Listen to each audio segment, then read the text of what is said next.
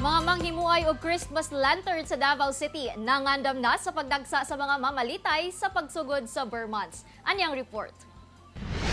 Pipila kaadlaw na lang, magsugod na ang Vermont kun Christmas season. Pinaspasay na ang pagbuhat og Christmas lanterns ug parol. Kining usa sa ginadagsa nga tindahan matag panahon sa Pasko sa Maa, Davao City. Niadtong bulan pa kuno sa Mayo, ilahan ang gisugdan ang pagbuhat og lantern ug mga parol.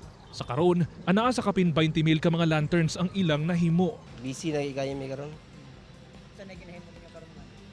Nga na gyapon para order mo kuno order. Dagan na order no.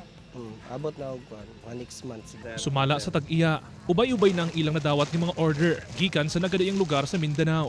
Kinahanglan mag-prepare na mi ana mga second week of September kay manawag naman pud ang mga customer nga Cotabato, Jinsan, o Surigao, lagi-lagi pa. Manawag naman na sa mga dire. Mga soke na mo. Yan na po may mga display diri sa downtown area. Samtang adunay pagtaas sa presyo sa mga parol karong tuiga, sanglit nagmahalsab ang mga materyales nga ilang ginagamit. Anaa matod pa sa 5 hangtod na 35 pesos ang itaas sa presyo.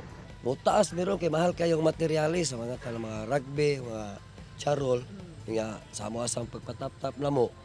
Aron ako na pong gipatasan ang ilahang mga libor kay kapoy biya po, lisod biya po. Sa karon, mingaw pa ang palit. Apan lauman nga mudagsa ang mga mamalitay sa ikaduhang semana sa Setyembre hangtod na sa bulan sa Disyembre. Kauban si Jojo Solarte sa kamera. Ako si Kent Abrigana para sa At Home with GMA Regional TV.